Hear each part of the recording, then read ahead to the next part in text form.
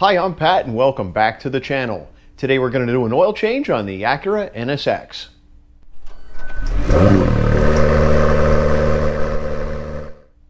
If you're new to the channel, please click on the subscribe button and ring that bell for notifications. I like posting cool car content and you're not going to want to miss it. So let's get started and go into what is required in order to change the oil on this 2017 Acura NSX. So the first thing we got to do is get the car up in the air. Now I already have these quick jacks underneath the car, and there's a link in the description where I've already raised the car. So definitely check that out in order to learn how to raise the Acura NSX safely. The second thing I'm going to have to do is go ahead and remove this engine cover here and undo the cap for the oil, and we have a step stool here for that. Next we're going to go in and get underneath the car and actually remove the underbody panel that's under there. So we have a lot of 10mm bolts as well as T30s. And then we're going to go ahead and remove the oil from the engine, drain it into a couple drain pans, button everything back up, and then add oil. And then we're going to change the filter. So here's what we got. Mobil 1 10W40. You could pretty much use any synthetic 0W40. That's good. European car formula. It's perfect. The car takes about 8 quarts. I bought 10, and I also bought this little canister here that allows me to measure, it's graduated, exactly how much oil I want to put in the car. Now, it's actually cheaper to buy 10 quarts in the 5-quart bottles rather than 1.5 and then 3 singles. So that's why I went ahead and did that. I also purchased this filter element kit from Science of Speed. It's cheaper than buying it from Acura, and it comes with not only the seals, but the crush washers. So here's the crush washers with the part number there. I'll have all that information in the description below.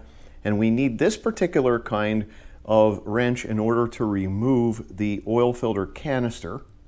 And we also need a flexible funnel. So I found this online. This is pretty cool. It's flexible, and that allows us to remove the old oil filter without getting oil all over everything. So the first step is going to be to, of course, get the car in the air, or even remove this carbon fiber piece in order to remove the oil cap to the top of the oil reservoir. So let's get started with that. So in order to remove this carbon fiber piece, or on some Acura NSXs, you just have to lift up. There's 5 little grommets that are underneath it that keep it connected to the vehicle, keep it from rattling. So just pull up on that, and we can put that in a safe place. And of course, here is our oil cap. So I just need to turn this, and that will go ahead and vent the reservoir, so it'll make it easier to drain. Next, we're going to get under the vehicle. Now, I already have 2 shop lights under here. These are Ryobi models, and there'll be a link in the description below. I love these, not only for studio lighting here in the garage, but also to see exactly what's underneath the vehicle. So let's get under there next. Okay, so at the very back of this underbody panel, there are these Torx T30 bits here and here, and they screw in my carbon fiber. And there are also 2 on the other side as well, here and here. So we'll take those out first, and then we'll start taking out all these 10mm bolts. They're everywhere. So there's multiple ones. They can be on the sides, over here, in the middle. So you got to check to make sure you get them all. And of course, the very last 2, these are black. Here in the middle, boom, here and here, and those are also 10mm, but they don't have the wider washer under them than the rest of these 10mm. So I'm going to go ahead and remove all of those, and then we can remove this underbody panel to get to the engine.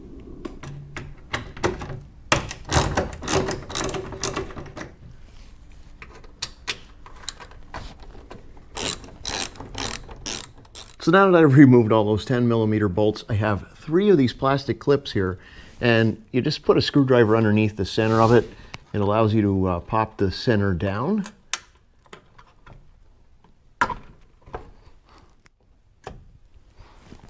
Okay, those 3 are removed, and now it looks like I need to shift this panel around in order to get it out. So up here at the very front, it's caught on something, and also there's 2 vents that are right here that it seems to be caught on. So, okay, I see what's going on. So up here towards the front of the vehicle, we have these vents that are here. And it's really interesting because there's really no way to slide the underbody panel around the vent. In fact, up here, if I can get the angle correct, so on this side and on this side, I have to pull straight down. Here in the back, it's obvious that I can, have some room there to play with. But here, there's really nowhere to go because up at the very front, which is up here, so this needs to come out around this particular piece, and there's absolutely no way for me to move forward in order to get around these vents. So I got to pull straight down in order to get this around the vent, and it looks like I have to pry, and it's been pried here in the past, to push it back up over the vent.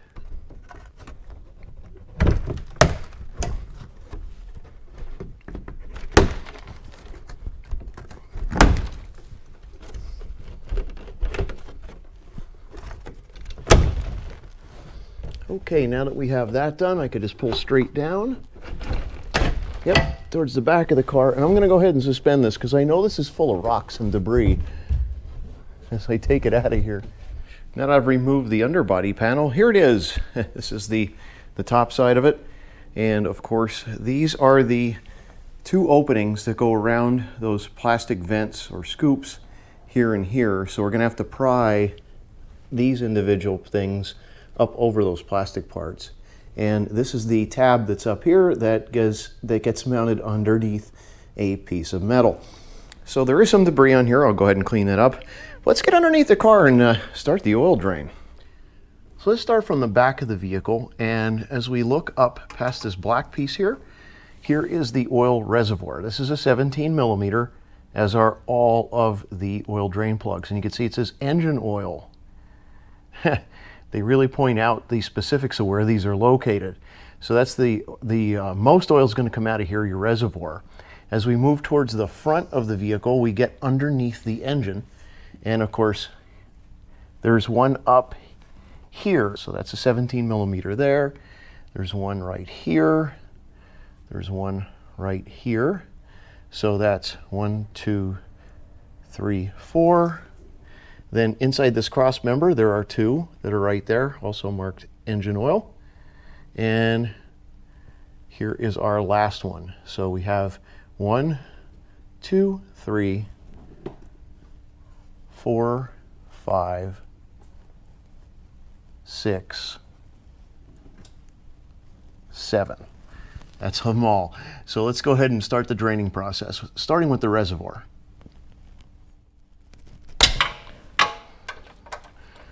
Wow, that was tight.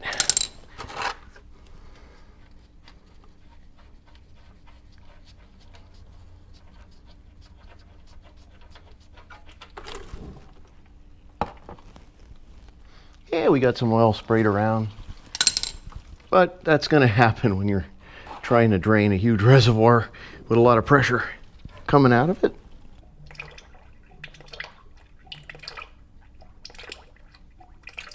Yeah, we got some splashing going on.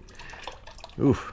All right, we're just going to allow this one to drip, and I cleaned up my mess here. I did take the old crush washer off of the bolt, and here is the new crush washer from the kit, so I can just place this over top of this bolt after that reservoir is completely drained, and then I'll just go ahead and reinstall it and torque it to spec.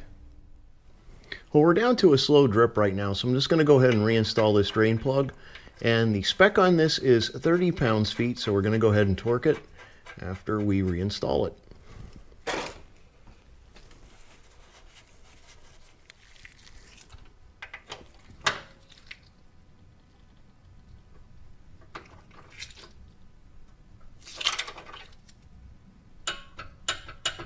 There's 30. Okay, that's good to go. So as long as that first reservoir bolt is done, then we could go at any of these other bolts. I'm probably just going to start further away. That way I can work further towards the back of the car. That way if I get any oil anywhere, it's not going to be dripping on me, or I'm not going to be rolling into it. So the next one I'm going to go for is this one that's facing the back of the engine. Make sure I'm set up to remove the bolt and not tighten it.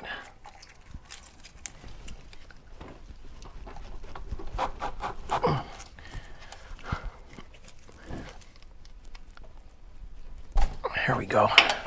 That 30 pounds-feet is a little bit more than I expected it would be.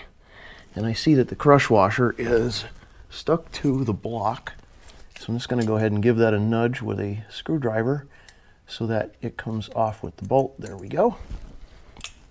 And I'll grab my other oil pan. I don't know how much oil is going to come out of this one, and I would rather have a pan there rather than getting it all over my camera equipment or myself. Yeah, there's a decent amount coming out of this one. And I could move this oil pan out of the way and it will drain into the bigger one. And we'll go through the same process of cleaning up the bolt and replacing the crush washer. And while that one's draining, I'm going to go ahead and just work on the next one. Move my oil pan to be able to undo these. My God. All right, I'm going to put a pipe on this. I grabbed a pipe because I need more leverage than this can provide. Make sure I'm on there square. There we go. Enough to break it loose. And we'll go ahead and remove our next plug. Let's see, we'll get the crush washer off of the block. Whoop. There's plenty of oil there. All right, I'll go ahead and do the same with this bolt and washer.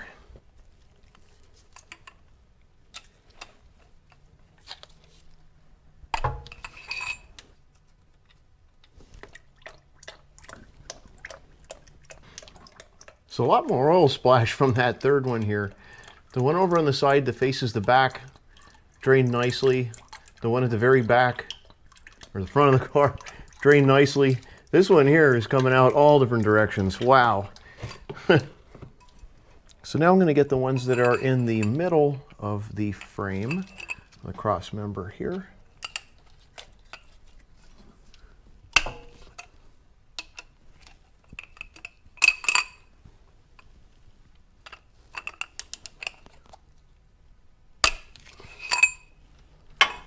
It's quite interesting to see how this blubs out of here. It doesn't run out smooth.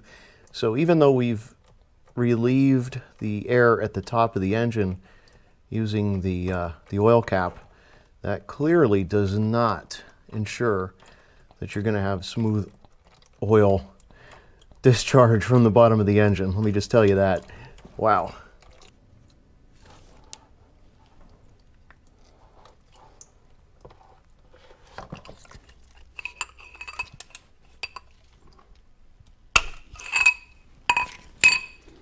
Okay, so this is Pat from the future. Right around this black thing that's right here, we want to make sure that we go ahead and jam a rag in here, because when we remove this drain plug that's towards the back of the car, it's going to have oil go in here and sit in here. So if we jam a rag in there, it'll prevent it, because it surely does want to drain down into that area.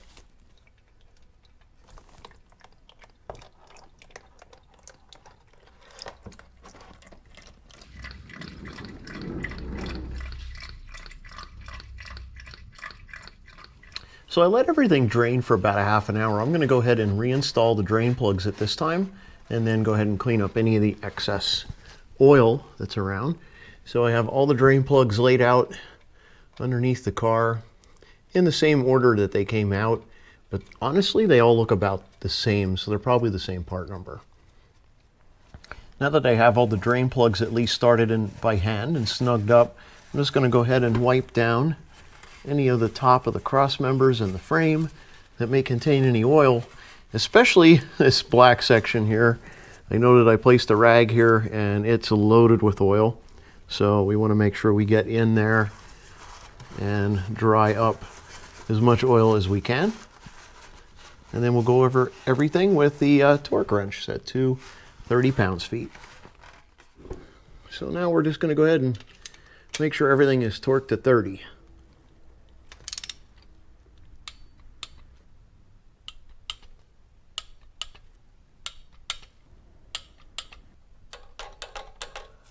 All right. So I went ahead and lowered the car, and I also put a blanket here to protect the painted surfaces while I work on this area of the car. I don't want to put that bottom panel back on the car yet because I want to change the oil filter, I want to fill it, and then I want to start the car to check for leaks. Now, in order to get to where the oil filter is located, we got to remove this particular part of the trunk. I'm using a flat-bladed screwdriver, and I'm just trying to stick my fingers underneath the trim piece here to make it a little bit easier. As I'm unscrewing this, it doesn't necessarily want to let go too easily. So I'm going to go ahead and remove the 4 of these and then be able to get this carpeting panel out of the way. There are also 2 on the sides down below. And there's just a screw here, and they just look like that. Hold on to these. You don't want to lose them. After removing all those little plastic pieces, we can then pull this trim piece out. That holds the top of the carpet. And then we could remove this. And it allows us to get access to this particular area. So we're going to need our Torx bit, and then we can remove this particular panel. So we're going to use the same T30 Torx bit that we used underneath the car in order to loosen and remove these 4 bolts.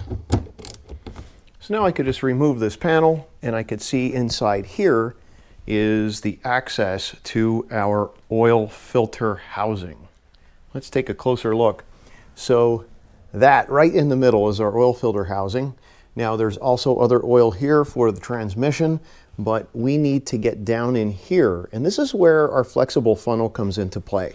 We want to put that flexible funnel in this tunnel so that we don't get any oil all over the place. So we're going to take our flexible funnel and we're going to lay it in here so that it's underneath the oil filter housing. We want to get it down there as far as we can, and therefore it creates a nice, snug, and secure fit so that oil will not just run all over the place. So this is actually what they recommend, and they sell a part for this. But, you know, this one that I found online actually works perfectly. So let's just make sure this is a tight fit. Yep, it's in there very nice. And I can even put some rags here so that I don't get any oil anywhere. So that's what I'm going to do as I go ahead and start to loosen this oil filter housing. So I'm going to use my 74.2 millimeter canister style oil filter cap removal tool with 14 flutes and a foot-long extension on my 3/8 inch drive in order to loosen this. Now, I don't know how much this is torqued up to, but already I'm feeling a ton of resistance here. Oh, there we go.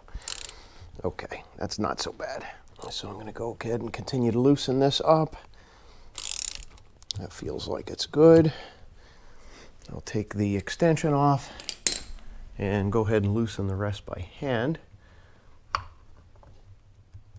If I can get the cap off of here, this would be good too. Okay, there it goes.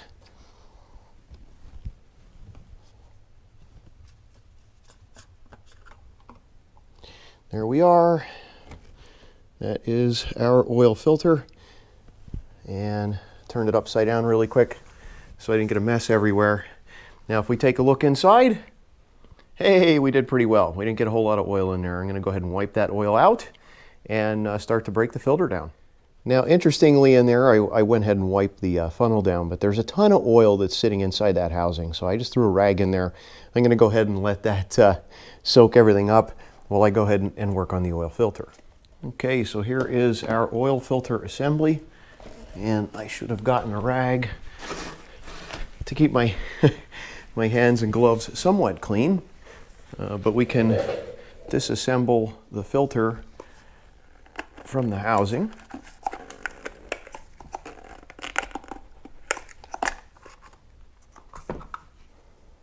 And that separates it into 2 parts. Of course, the filter, which we're going to replace, but also the housing, which contains multiple seals. There's one here, there's one here, and there's one here. So I'm going to go ahead and clean the housing up so it's not completely covered in oil to make my life a little bit easier as I go ahead and remove all of these seals.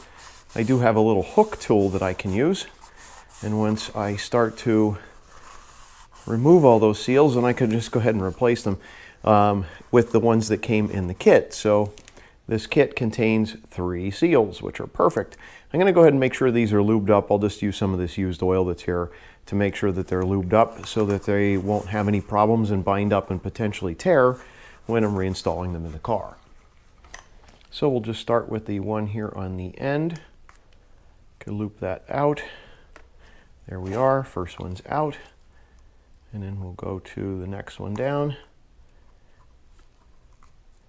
Okay, that's easy.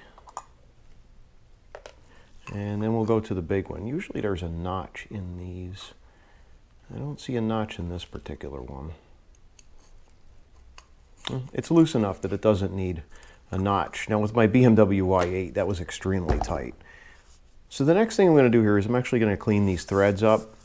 I like to give them a quick squirt of brake clean just so that they're completely clean. So I'm going to go ahead and clean that up and we'll start putting the new O-rings in. So I'm just going to take the smallest O-ring, give it a little bath here, and push that over the end. There we go. We don't need any excess oil on that. Same with this one.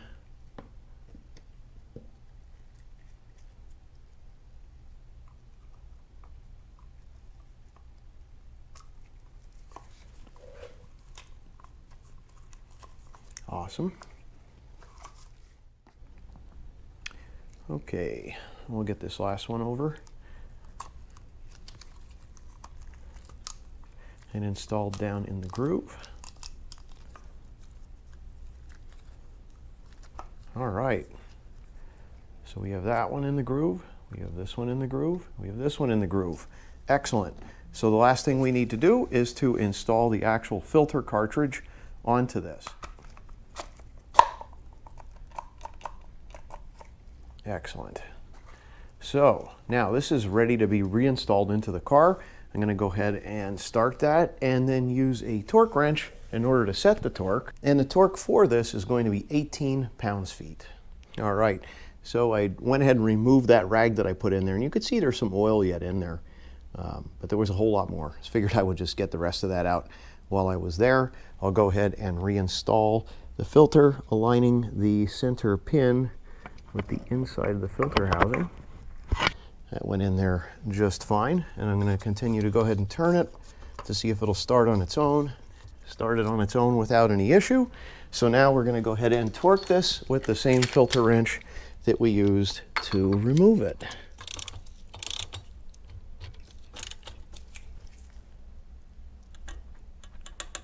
All right, there's 18. We're good to go.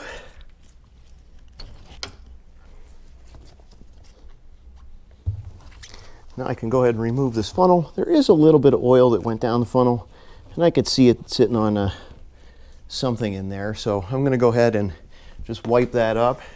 If we take a closer look here with the camera, you might be able to see it. It's down there. So I'm just going to clean that oil back up, and then we can go ahead and secure this panel. Next, we can go ahead and reinstall this access panel with the torque bolts, and then put the carpet back on the front side of the trunk.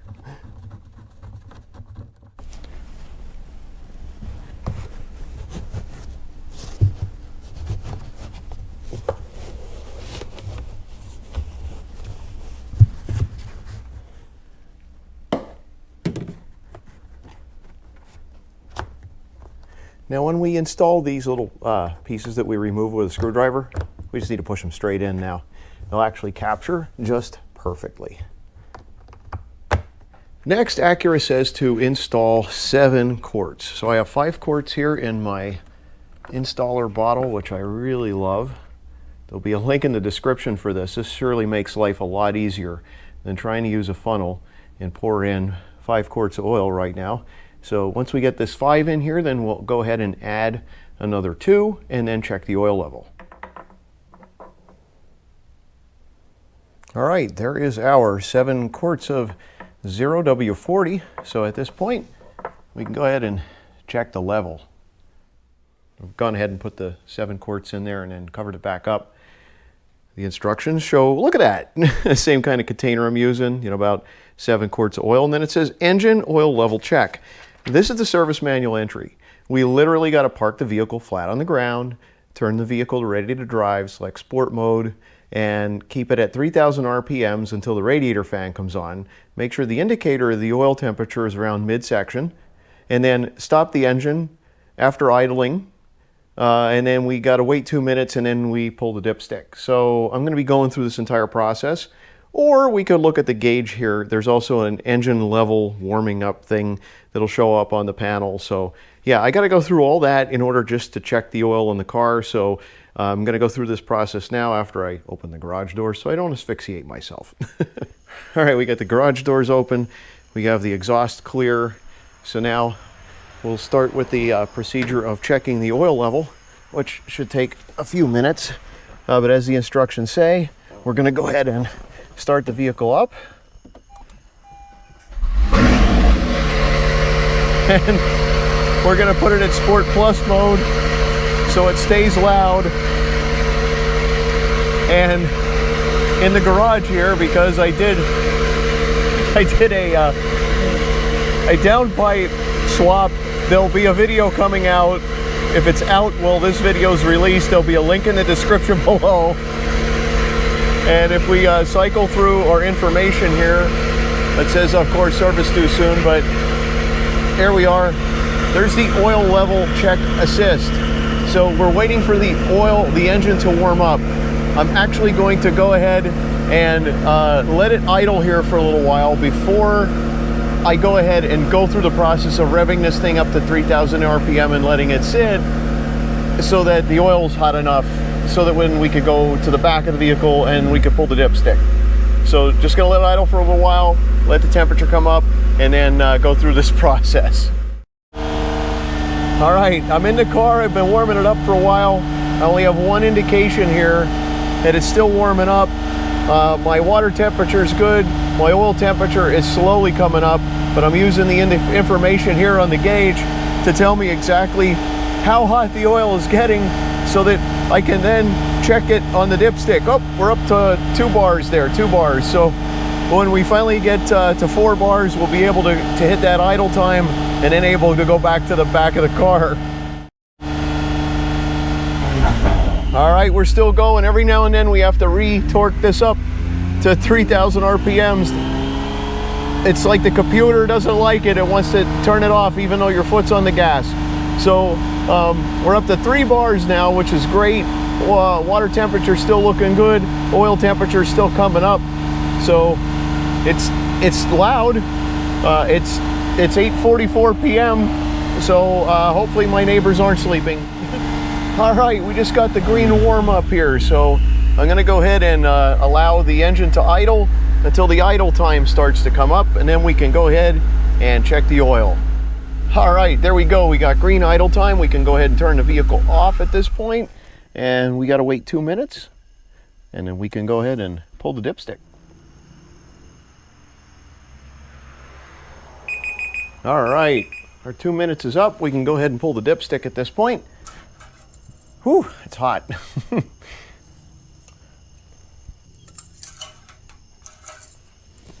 All right, let's take a peek. What do we have here? We are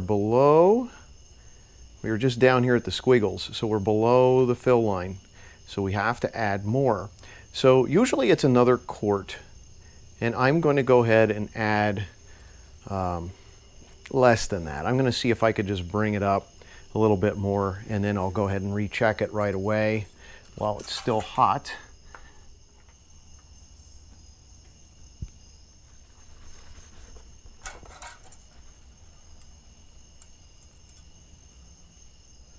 Okay, we're right in the middle. So in order to top it off, I'm going to go ahead and add maybe another little bit of oil just to bring it all the way up.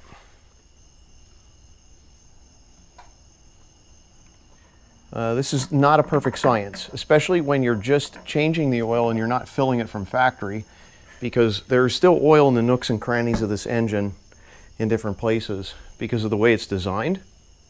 So it's definitely not going to be perfect. Some people will put in 8 quarts and be like, uh-oh, there's too much. Some people say that's way low, and they need more like 9. So I'm going to start in this neighborhood of 7 and 3/4 and work my way up until I'm happy with where it's at on the line. And we're getting close. I'm going to put another 1/4 of a quart in there. Okay, we got the car back off the ground. Lights are under there. We're ready to reinstall this because we found no leaks. So I'm going to put this on the car. This takes about 7 or 8 pounds-feet of torque. 7. I just verified it's 7. Got my little cheat sheet over here. So I'm going to go ahead and put this up in the car, torque everything down to 7 pounds-feet. And our next step is going to be to clear the engine monitoring system on the dash. So we're going to stay tuned for that one. All right, let's take a little journey under the car here. Let's go to the front because there's a few notes that I have. And this particular piece that's right here, in order to get this piece under this piece, I had to pry down a little bit here because there's an undulation here. And that means there's a piece of metal here. So trying to wiggle this in, that was a little difficult. And of course, these guys here, you had to get a screwdriver in and then pry this plastic piece down so that this piece would go on top of it. There's really no way to remove this, I don't think. And to be honest with you, it's just easier to pry it. And the same is true for this one on this side. So let's get out from underneath the car now. After we've tightened everything up and torqued everything, we can go ahead and reset the oil life. All right, now we're in the NSX. We're going to go ahead and reset the oil life. So I want to put this to on. So we're going to press once for accessory, press twice for on. I'm going to go ahead and cancel my headlights. There we are. Now we want to make sure that we use this button here to scroll up to the oil life percentage. So I'm going to roll this. There we go, fasten seatbelt. There's oil life. Okay, so we got oil life. Now we're going to press and hold this button for 10 seconds or more to enter reset mode. And there we are, we're in reset mode. So in order to get to the appropriate place where we can reset the oil, we want to roll this up or down. Right now, if we just pressed it in, we'd get canceled because that's what's displayed right now. So I'm going to roll up. There we go, all due items or cancel. So we're at all due items, and I'm going to press this. And it says reset complete. Oil life is now at 100%. So that's how easy it is, just using this button right here. So this effectively ends today's video. If you do this job on your own, it should cost you about $200 to $300 less than a dealer will charge you to do this job. So I highly suggest that you do it if you have the right tools. In the description box below, I will have links to all the tools you need and the specifications and the torque settings in order to get this car back on the road. If you have any questions or comments, drop them in the comment box below and I'll get right to them. If you haven't subscribed to the channel, please click on the subscribe button and ring that bell for notifications. I like producing cool car content, and you're not going to want to miss it. Thanks for watching, and happy motoring. And ring that bell for notifications, because I'll be continuing to post awesome car content, and you're not going to want to miss it. I need to move this over there, so if you can move your furry butt, perfect. You want in the car?